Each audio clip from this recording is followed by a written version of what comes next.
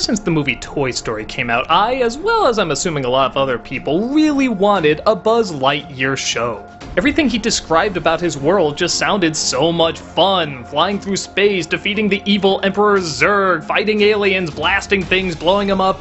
It sounded like a show that practically wrote itself. Well, Buzz Lightyear: A Star Command was the pilot film to get that show going.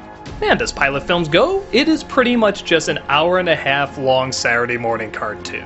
But I mean that in all the best ways. It opens with the Toy Story characters actually watching it on the TV, as if to already set up, hey, this is meant to be like a Saturday morning cartoon. And that's exactly how it plays out. In the movie, Buzz Lightyear, played again by Tim Allen, is off again to fight the evil Emperor Zurg. Zurg wants to get this technology known as the Unimind. It's a device that the LGMs, you can guess what that stands for, use to communicate with one another to become the most efficient race ever. But Zurg captures the device and plans to use it for evil, turning everybody's minds as diabolical as his. So it's up to Buzz, of course, to go in and stop him, but the one downside is they want him to have a partner. But of course, he doesn't want a partner. Why? Because he lost his last partner, Warp, and the pain was just too near. So of course he turns away the others that try to come to his side. A ranger named Nova who's also a princess but doesn't like being a princess. A bumbling janitor who has dreams of adventure. And a nerdy robot who always has those clever one-liners.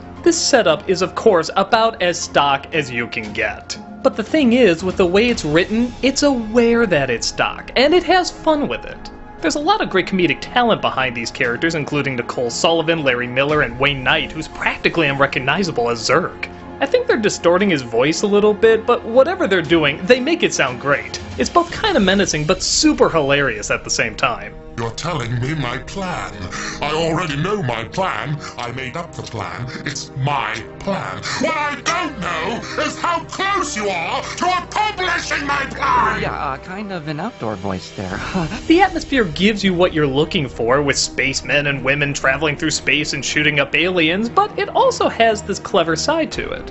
Rangers, condition status. Not good. Excellent, let's roll. The comedy is both mocking, but kind of paying homage to these sort of 80s Saturday morning tropes. Like the climax is stopping Zurg from pointing his death ray to the planet of orphans and widows. There's like a 5-minute conversation dedicated to getting nose rings. Why can't we have nose rings? Because nose rings are for punks, little mister. Well, if you can take on Zurg alone, I don't see why XR can't get a nose ring. I was just asking a question. I'm not the one getting a nose ring. And all these characters' egos do great at working off of each other, trying to show off, trying to be funny, and ultimately succeeding at the end, but just barely. It doesn't really have any twists or surprises, or at least none that you can't see coming a mile away. But again, it feels like that's the intention. It's trying to give us that silly version of Transformers or Thundercats or Silverhawks. Except there's a self-awareness that makes for a lot of funny comedy. I'd say the one nitpick I have in the entire thing is that Booster, the big janitor guy, doesn't really seem to have a point. The other cadets definitely prove their worth, but this guy just sort of acts afraid and screams, and I don't know. I get why he was there as the scaredy cat character, but I didn't really get why he was there in terms of the story.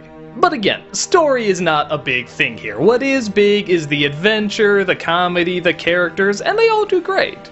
Again, in that cheesy Saturday morning way that they're obviously going for. If I was a little kid, I would love this. This is the exact show I would want to see looking at Buzz Lightyear in Toy Story. It feels like this is the show the toy was based on. These were the adventures that they made him out of. I'd say if you had even the tiniest interest in seeing this at all, you'll get your money's worth. Like I said, obviously for kids, but it has just the right amount of comedy, action, and charm. Give it a watch and have fun going to infinity and beyond.